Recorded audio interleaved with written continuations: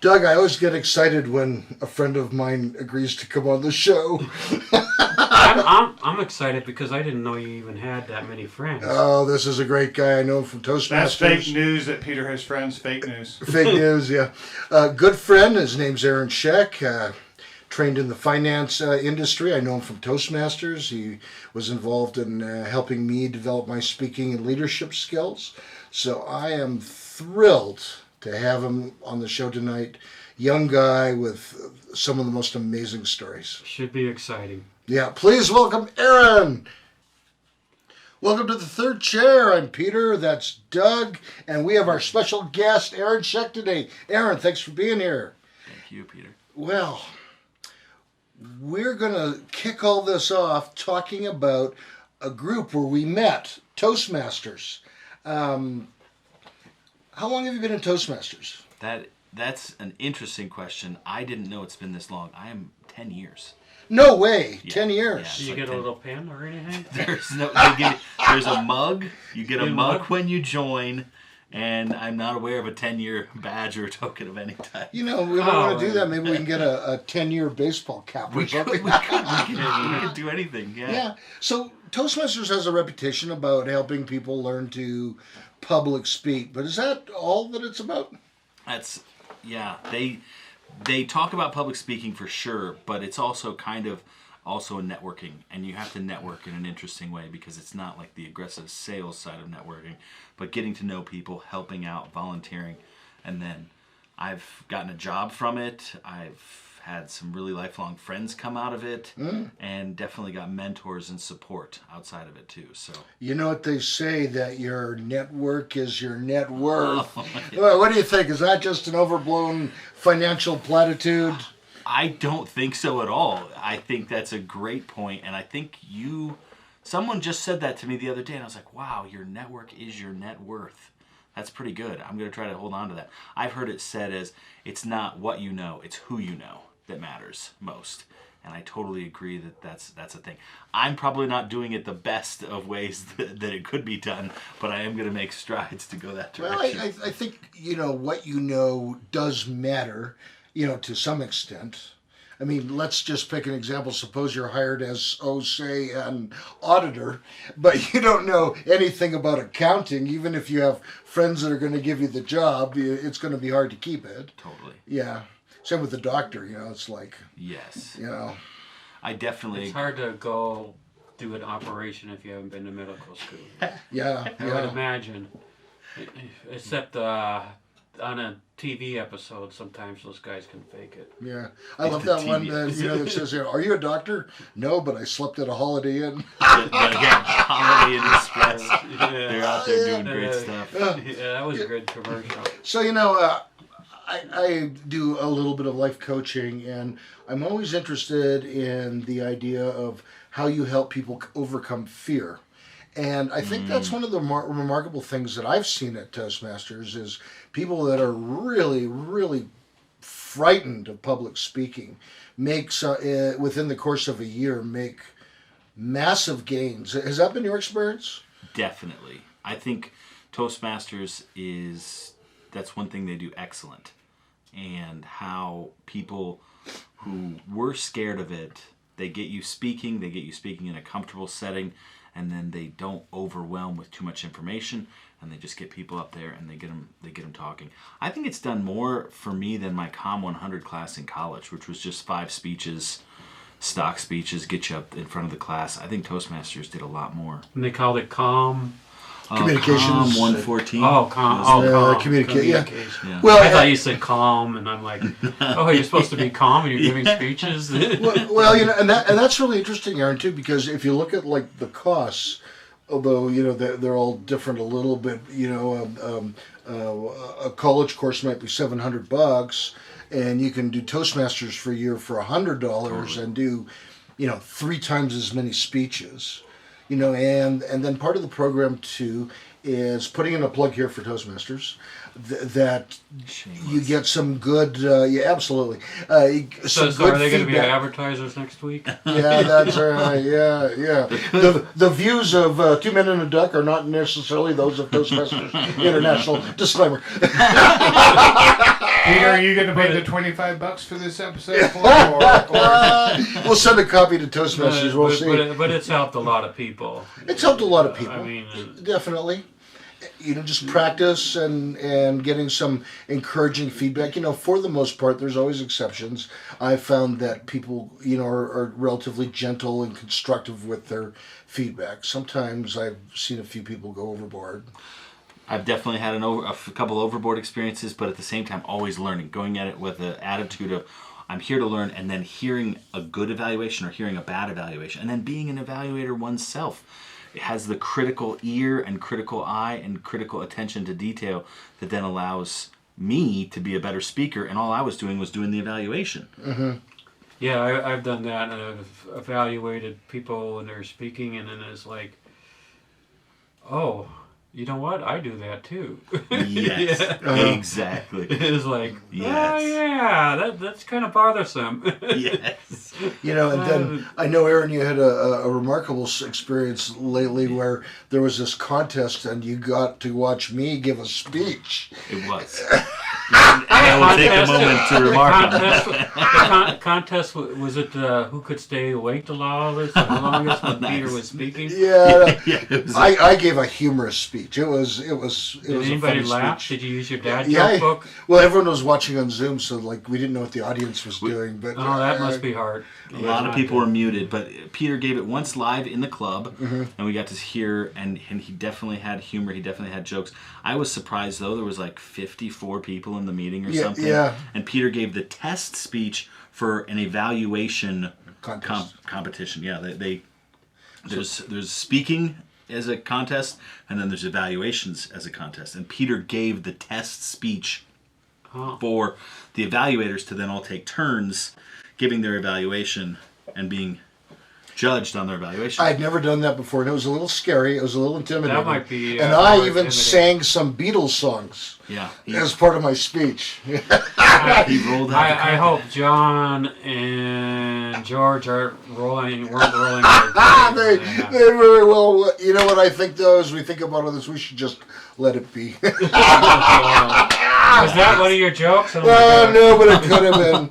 All right, so at least you weren't singing Highway to Hell from AC/DC. No, or Stairway to Heaven. Here's a quote that I found that I thought I'd like your comment on, and I don't think I've given this one before. Nothing crushes fear better and faster than confronting it. Yeah. Do you agree? I definitely agree. I've also heard Tony Robbins, as well as a few other groups, kind of use that, getting you to approach your fear in a healthy, confident way, and then overcoming it through facing it. And I've kind of gotten involved in watching some of those turnaround shows, whether it's a hoarder confronting the fear of cleaning out their own garage or their own shed of stuff, or if it's somebody who's afraid of public speaking or afraid of snakes or what have you. I think confronting it is a catalyst that does it. I have a story. I was scared of roller coasters as a kid. I thought, oh man, it's just terrifying in every way. And then I had an opportunity to go fly a fighter jet. You flew in a fighter You flew jet? it? Yeah. It was a two-seater. It was like the T-38, but it was a Russian-made. It was an L-39C, and it's a two-seat fighter trainer. And we pulled 6.3 Your side point, Gs, side, front and back. front and back. Yeah, and it was. So where were you when you did this? This would have been an airport outside Chicago. Yeah, like the Aurora Airport in Illinois, and I was probably 13 or 14. Oh wow! The You gist. must have been so excited. It was the best. It was. I was thinking back in terms of high points in life and experiences I've had, and that is definitely one of them. Pulling 6+ Gs in a fighter plane, and I'd flown all the flight simulator games, but I was still scared of roller coasters. After flying the jet, doing like loops, doing barrel rolls, corkscrews, You did that? all You that stuff. Flew it myself. Was the did you guy have a pilot? on the stick? I mean, you must have had a pilot's license before. No, there was. It's just like skydiving.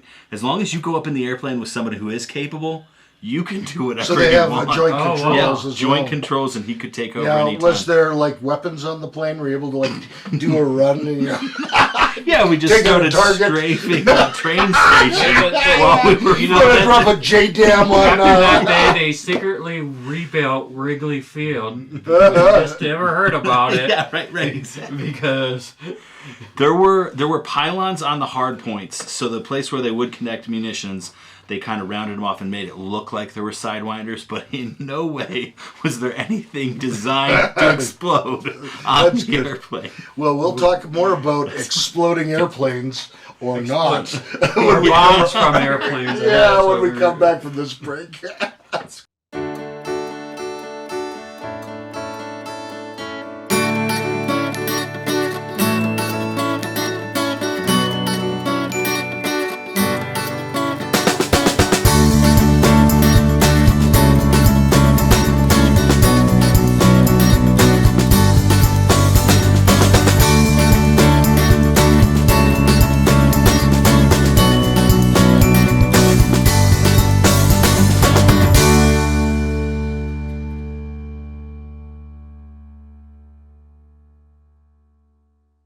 Welcome back to the third chair. I'm still Peter. He is still Doug, and we have our special guest Aaron Schick with us.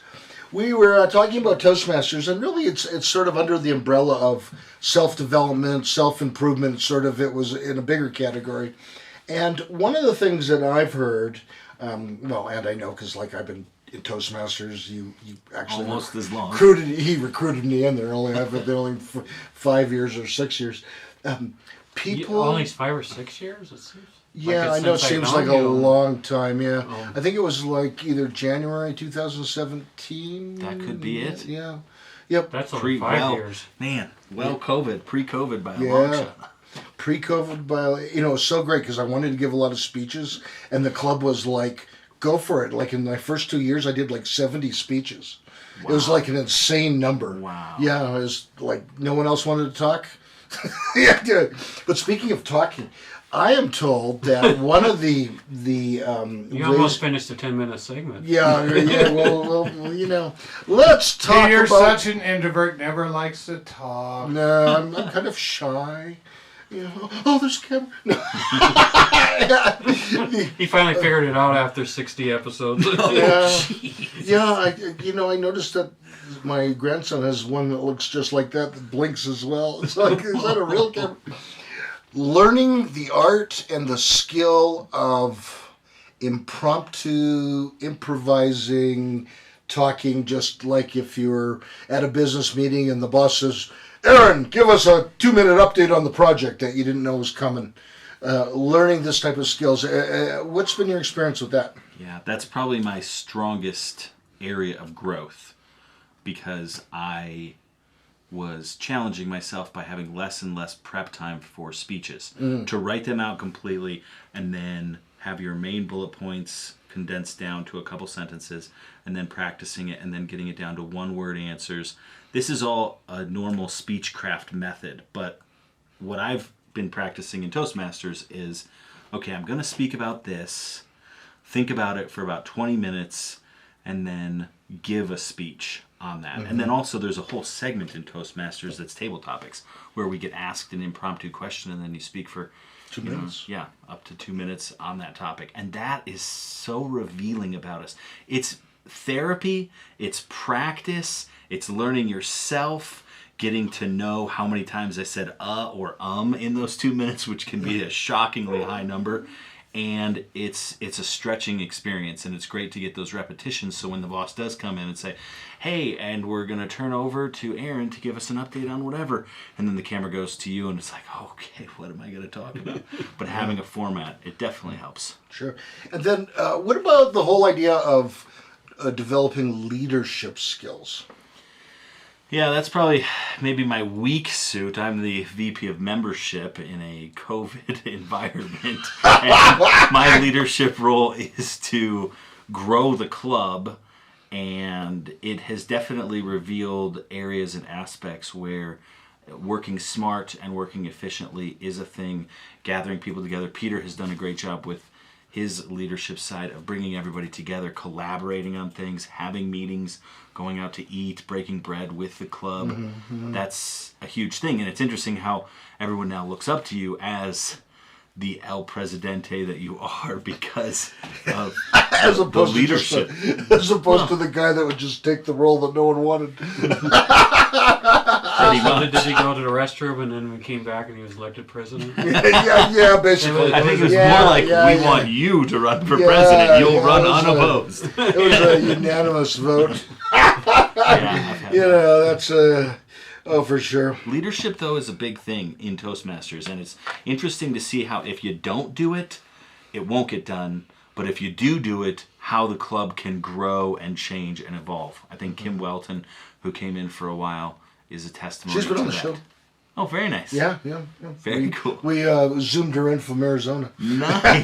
yeah. She's a mover and a shaker. Yeah, she is. Definitely a gem. Yeah, and so there's the component like you can have an officer position in the club, but there's also direct leadership training, just like you'd have leadership training in the military or whatnot, on what kinds of skills you need to develop and given opportunities to practice them.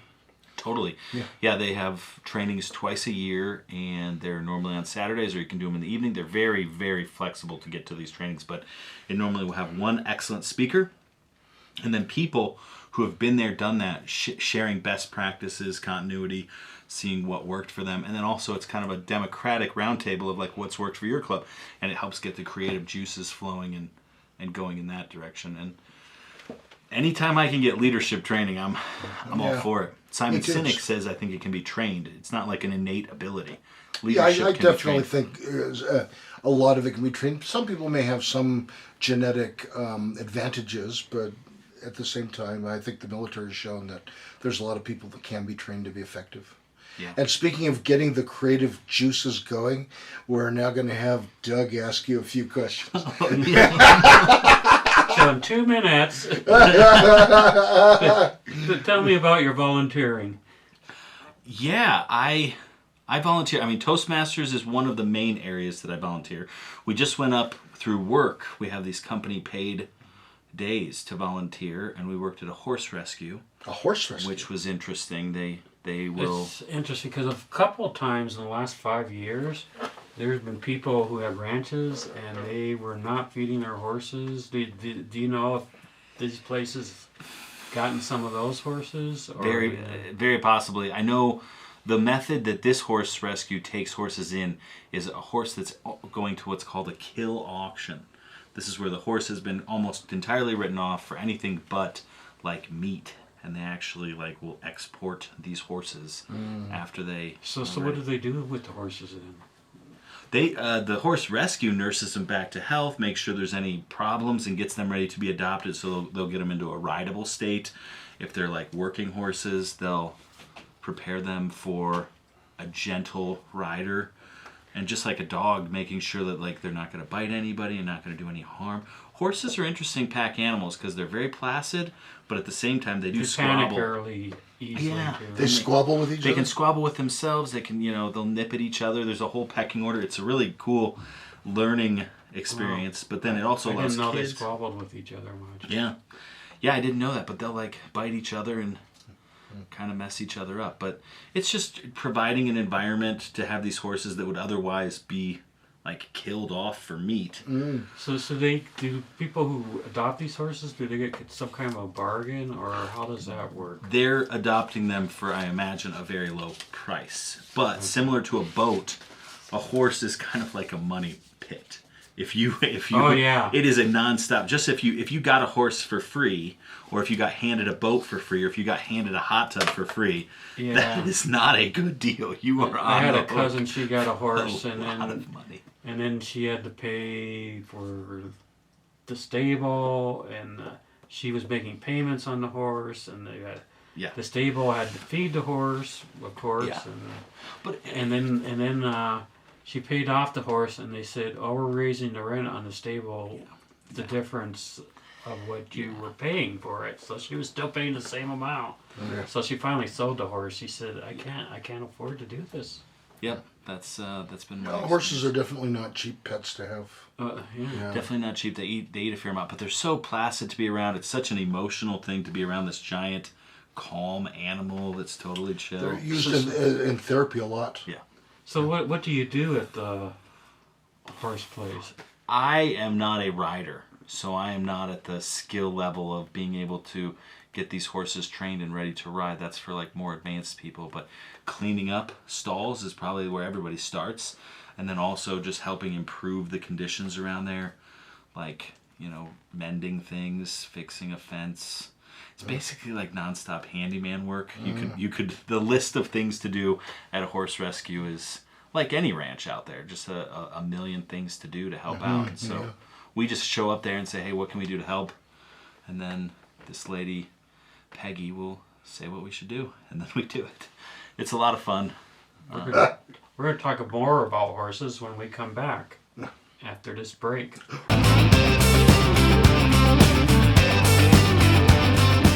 Doug, most of our viewers and followers know that our new episodes come out on YouTube on Thursday nights. Right. But we have a new announcement about the third chair. Exciting announcement. Starting with the older episodes, they're now going to be on a TV channel. Yes, very exciting. So the TV channel is with the Pikes Peak Library District, Comcast Channel 17 here in Colorado Springs. And I believe the episodes are going to play at 7 o'clock at night, but they may cycle them, and who knows, maybe they'll be on at 2 or 3 in the morning. So if you're in Colorado Springs and you have Comcast and access to Channel 17, you're able to watch the third chair. The episodes are edited a little bit shorter. Some of the commercials are taken out on TV. It should be exciting. Yeah, I can finally tell my friends I'm really on TV. We could tell them we're TV stars. That's right.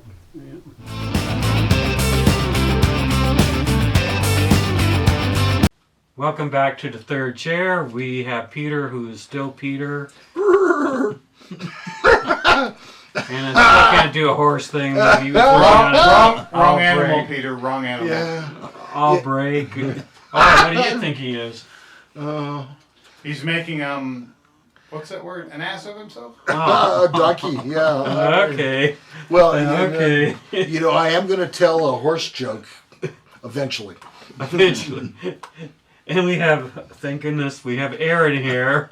Keep a little sanity on the show. He's the only normal one. We'll see how it goes by the end of this. So do you connect with some of these animals? Do you get to work with them enough, like walk them or anything like that, to connect with any of the animals? I know some of the dogs I've walked when I was volunteering at Mill Dog Rescue, they'd have me walk. And sometimes you get to know a dog a little, even the ones I didn't adopt. Yeah. So. Yeah, definitely. I have, anytime an animal's around, it's great to connect with them. There's like some sheep there. There's some mini horses there that are very friendly and personable. And actually, I was up, there's a picture of me. I was on the phone. I took a work call, and there was these other horses that, like, they'll come try to grab the gloves out of the back pocket, and they'll, like, try to munch on them. They're playing with and they're you. getting around, and it was fun to be petting them and watching them try to get to, like, the leather gloves in the back while I was on a work call. Did they like to chew on the leather? Yeah. I think they see it as something interesting, but they're always thinking of, can I eat this? Pretty much all the time. The horse is like, can I put it in my mouth? Isn't that like most men in America? Yeah. Well, it makes me think if you yelled at him, did it leave you a little hoarse? Was that the first joke, or was that an impromptu? That's the first joke, yeah. I made a big mistake. I bought him A joke book. it was a dad joke book for Nice. Christmas. One of the best gifts ever. I've used it so much. Very inappropriate. Should have never been done. Yeah. One of the biggest One day mistakes something. of my life. But when I was volunteering at Mill Dog, we had a dog once. The first time I walked it, the person in charge said, "Can you walk this dog?" And she said, "It's going to give you some problems." And I was like, and like I almost pulled my arm off, and then I walk again. But after about 2-3 months, they worked with this dog, and it became a real good dog. Only thing, it couldn't go with other dogs, and most people who are in the mill dog, they already have 2-3 dogs.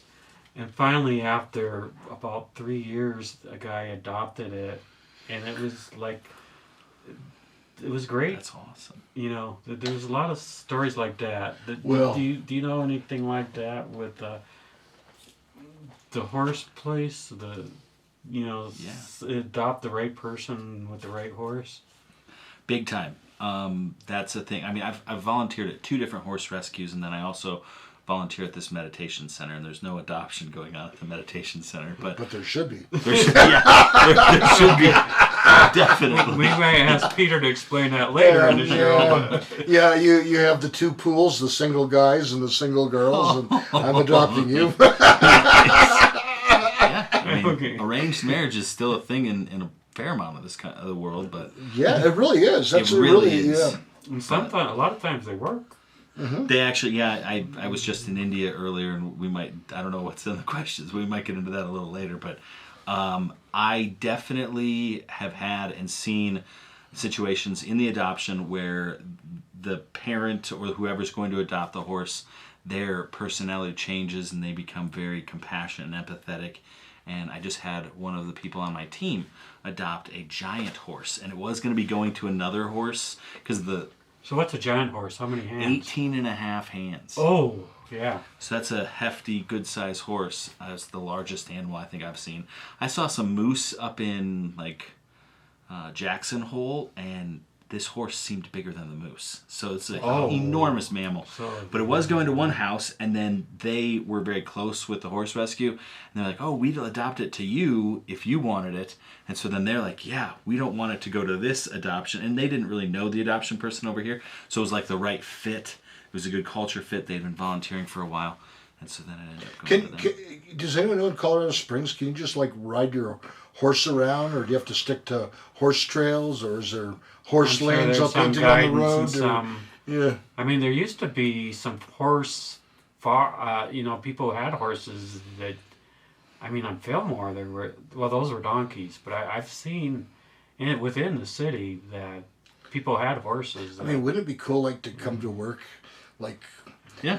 on Riding a horse. a giant horse, not just any 18 horse, and a half, a big mama. That is big. Yeah. And then, I'm envisioning, on the horse's butt, there's, turn signals to make it street legal. So we have this little system. Yeah. Or some kind of machine that activates the tail and makes the tail point to one side. You're too young, but there used to be a show about this guy, they exchanged police in McLeod. Do you remember that show? Oh, yeah. It was a Monday night mystery movies, yeah. Yeah, and he went to New York City from New Mexico. And it seems like every 4 episodes he ended up on a horse in New York City riding in the street. He's going 100 miles an hour, and all the cars are pulling over for this horse to run by. Well, with the price of gas, that might become affordable. That could be. Yeah, I make jokes about it being this is just a 1 horsepower engine. And it's a horse. That's great. So are you a spiritual person? Great question. Tough question. Oh, Peter wrote it. That's because very good, Peter. That's because I know a lot of the things that Aaron shared over the years. So. Company policy, if it's the wrong question, we blame Peter. And if if it's the right question, the Dougs get the credit. Yeah. I don't even write any of the questions. I gave you credit just now. Thank you very much, and I'm sharing the credit. Well, That's just the kind, compassionate kind of guy I am. very spiritual. Humble. Yeah, I was raised Christian conservative, so I went to a private Christian school, and I'm certainly open more to all walks of life a lot more. I know I'm burning bridges with my Christian conservative group by saying I'm receptive to the other groups, because pretty much every religion has some exclusivity clause, ours is definitely the best. Mm-hmm. But I've become more spiritual and less religious. That's kind of a vogue buzzword that people use these days. Mm-hmm. Spiritual, but not religious. Seems to be happening a lot with people your age that Totally. see some of it because of some of the things the church has done and some of the Yeah. And you want to distance yourself from a lot of the political things and then a lot of the things that humans are doing. I think there's an important aspect of spirituality that does not require any humans, and anytime we start mixing in a lot more humans, it becomes more of a community event. And so I kind of still go to church, still attend various religious organizations, but to me it's more of a community event.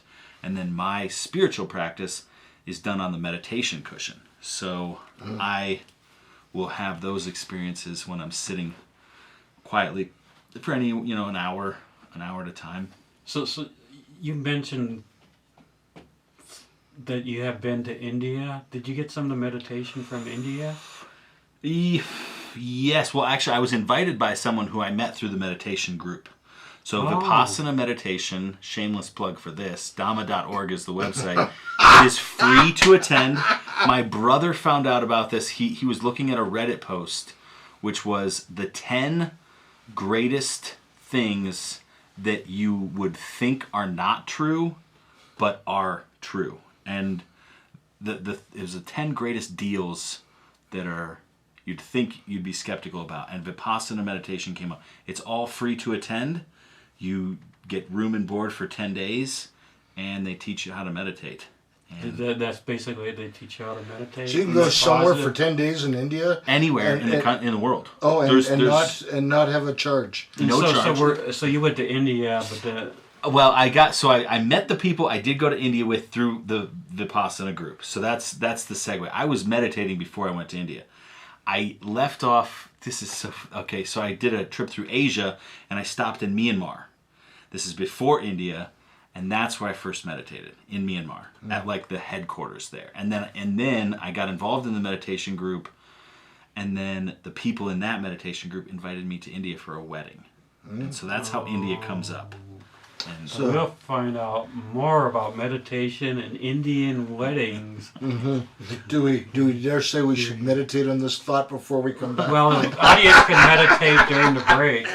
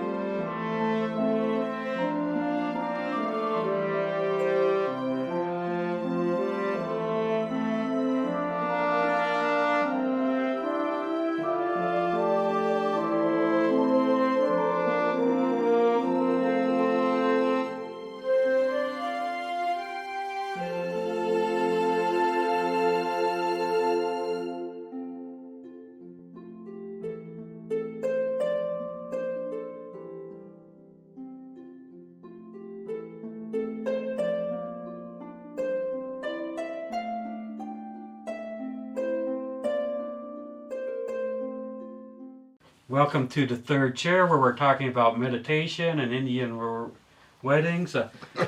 Indian weddings? Yes. Yeah, because I want to find Arranged out about marriages? Yeah. Well, why? Do you know somebody who's at arranged marriage? Yeah, definitely. Is it working out for them, or? I know of arranged marriages that have definitely worked. I know of arranged marriages that have failed, and I know of love marriages. That's the other side. We don't use this term here because all of our marriages are love marriages, but in order to delineate between the two, they'll say love marriage. And I know of love marriages that have failed. So I did a little research on that, and the arranged marriages actually have a slightly lower divorce rate than I've heard love that. marriages. Now, Yeah. did you do any research like on the old Wild Wild West where people could like order a bride? So it's not really an arranged marriage. It's more like just like ordering someone like from a catalog and they're shipped to you. I think that is. I did not do the research on that, but I think that is the gist of it, right? There is a catalog. They have a personal section, just like the dating newspaper classified sections was in the past. And there's a little profile there, and then you like press interested in hearing more information. I don't know about that, but I wonder if Amazon has their own section for that. Yes. Well, our papers used to have it. I remember I could see Amazon getting it. I've read the Denver paper, and they said something about Russian brides, and I was sitting at the Yeah, table. I remember that too in Denver. Yeah, and the About Denver Denver. paper had Yeah. Russian, and then I was just said it as a joke to the guy across from me at lunch. I said, "Oh, look, you can get a Russian bride," and he took the paper and he actually wrote in, called them, and I think he arranged a meeting in Denver, and then they cut off his TDY. He says, "Yeah, after I arranged the meeting, they said I was done with my DDY." It is like, oh. So, I mean, he could have met I don't know how it all works out, but yeah, I guess he was going through it. I just said it as a joke. Hey, look at this. Maybe we ought to do a special 2-minute chair episode called "Let Us Arrange a Bride." We can have people call in, and we could have like a big panel on the back. It's like the dating game show you used to or even a wheel, just spin a wheel, and looks like Bill's gonna get hello. You could probably do a lot of different formats, and that would get a lot of interest, I think. Well, there's a whole raft of those new dating shows online now. Love at First Sight, where they're part of the... Well, have you seen like there's you can go to the speed dating, you play footsie with your phone and it exchanges information, and you can look in 30 seconds what the person is interested in and that, so you can even figure out if you want to talk to them. Speed dating used to talk. You had a minute to talk to them, which I would have take me a minute to get the first sentence out. I would have failed. I'm lucky I did it though. I'm interested in doing speed dating. There are some in town, and I know nothing about them, so I'm not a... Oh man, you need Maybe to we might do have that, to and we need to bring you back for a follow-up episode. I would be interested to see how it goes. Yeah. So you went to Indian wedding. So what were the differences and some of the same things with an Indian? It would definitely take to the end of the segment to fully articulate all of the differences and similarities. There are very few but noted similarities, like some of the different ceremonial type things they're doing is symbolic of things in America. But I'd say there's maybe 3 big differences. One, an Indian wedding is not a 1-day or a 2-day event. It is a 5 to 7-day event. And if you throw in the engagement, which by many stretches is a bigger event than the wedding by some people's, it's very, very interesting how it goes around. And it was going to lead me to another point about the arranged marriages, because we're talking about them being arranged for various things, citizenship for the Russian bride. But in the Indian culture, an arranged marriage it's just like in the movies, where it's extremely political, extremely financially motivated, extremely where the people are from, what their language is from that state, what their parents did. That makes the engagement a big event. Oh, it's a huge... Yeah, the engagement is a huge event. And I could be slightly wrong about who pays for what, but one side predominantly handles the engagement, and the other side will predominantly handle the wedding. And I don't know exactly how that's determined, but so people are doing a wealth demonstration to the guests, and that's a big aspect of that. Did you know, Jewish weddings in Jesus' time, they lasted 5 to 7 days? Is that right? Yeah, heck yeah. Yeah. Bring it That's on. why Jesus had to make several thousand gallons of wine. I have a joke he had about emergency.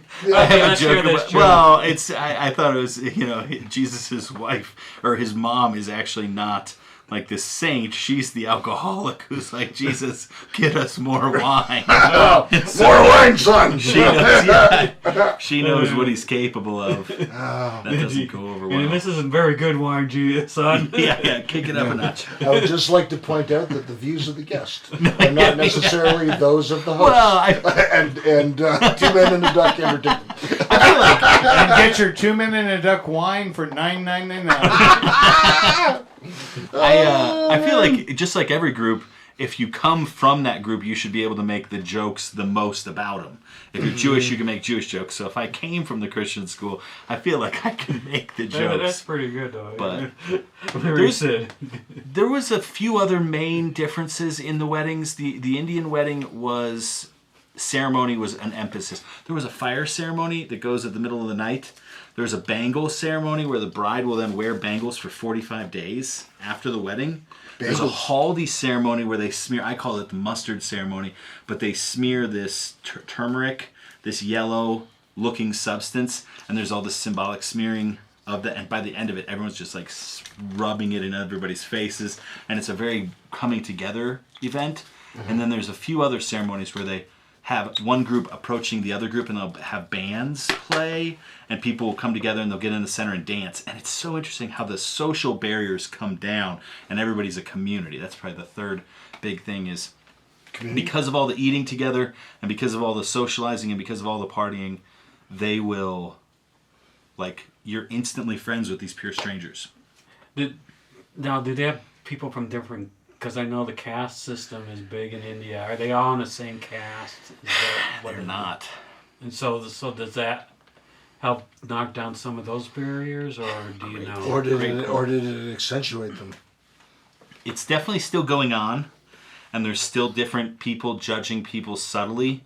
It's just so, I feel bad because I observed as hard as I could when I was over there, watching for those types of things. And there is still subtle racism pretty much all over the place. There's also overt racism at times, depending on which class is being quarried for what.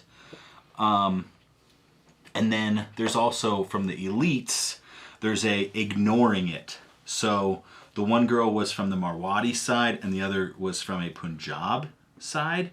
These are two different states, two slightly different dialects, and definitely two different castes. Now they're close to each other and they're close to the top, but because they're in a different caste, there's kind of this like, we don't talk about the fact that this is a different caste or someone's marrying up and someone's marrying down. But that one is subtle, but then at the other classes, there's still the delineation and differentiation. But yeah, great question. That's definitely a thing. And when we get back, what are you going to talk about? I think this is going to be a shorter segment this next one. Yeah, I'm going to ask Aaron the question, do you consider yourself an artist? Does he consider himself... And the answer might surprise you.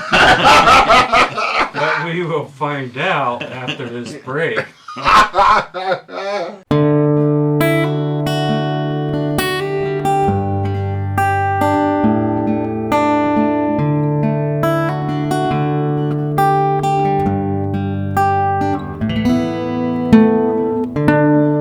Hi, I'm Peter from Pikes Recovery Coaching, and as you know, I do help people with drug and alcohol recovery issues. I love to help people get better, but I also offer a variety of other services, including regular life coaching services. I've helped several people write and finish a book. I've helped a doctor that was in medical school graduate and then get into a residency. And I also actually have quite a background in mathematics, and I do some math tutoring for the GED as well as the ASVAB for those that are thinking about a career in the military. So my contact information is on the screen. Please send me an email or a text, and we can talk about some of these services and how I can help. That's Peter Grigg at Pikes Peak Recovery Coaching.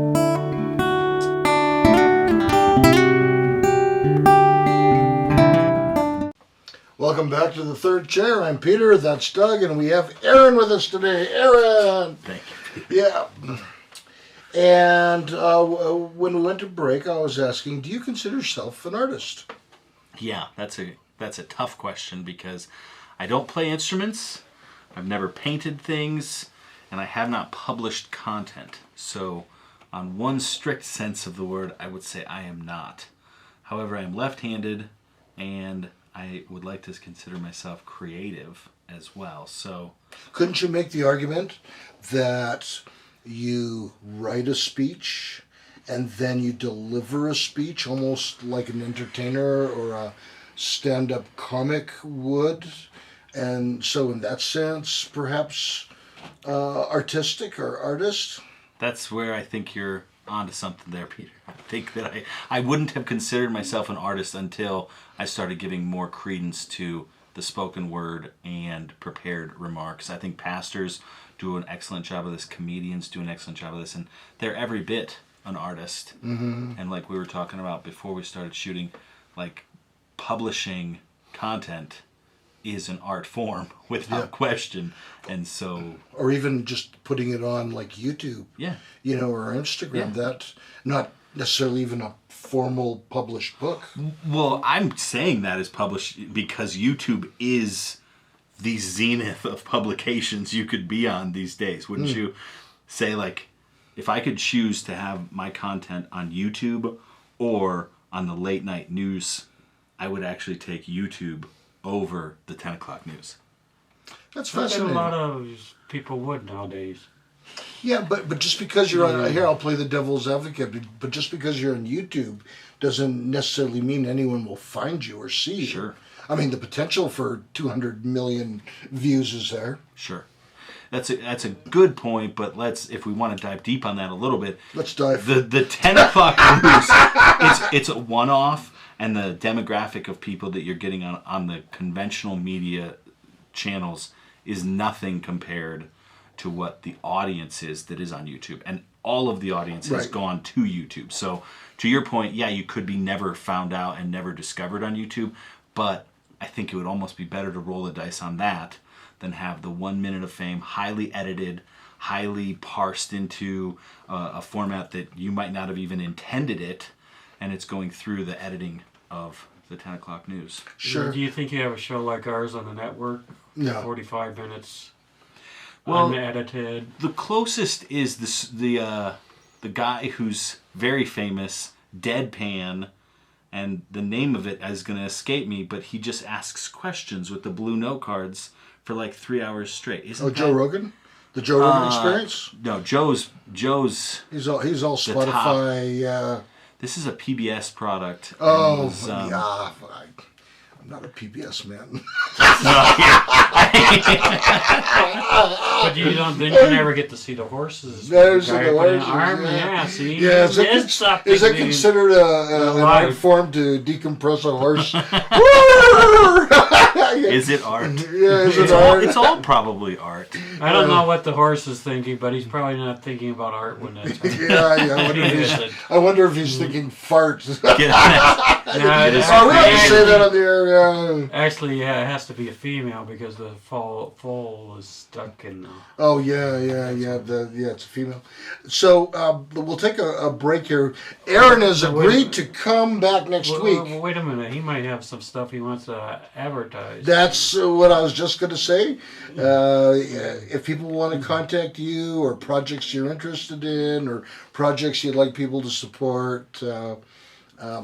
No sales pitch. I guess if anybody wanted to talk with me more, Facebook is great. Aaron Schick, Schick is my last name, and email Aaron @Schick Schick @gmail.com. I could always take a chance to sell something, but I feel like it's better to not sell things. So that's why. Well, we do let people advertise their business because they take the time and come. So thanks, Aaron. We're going to have you back for another episode. Please like, share, subscribe, hit the bell notification icon so you know when we've uploaded a new video. Thanks for supporting us. We'll see you next week. Good night from the third chair and 2 Men and a Duck Entertainment. Looking forward to next week's episode. I'm looking forward to next week's episode. This has been The Third Chair.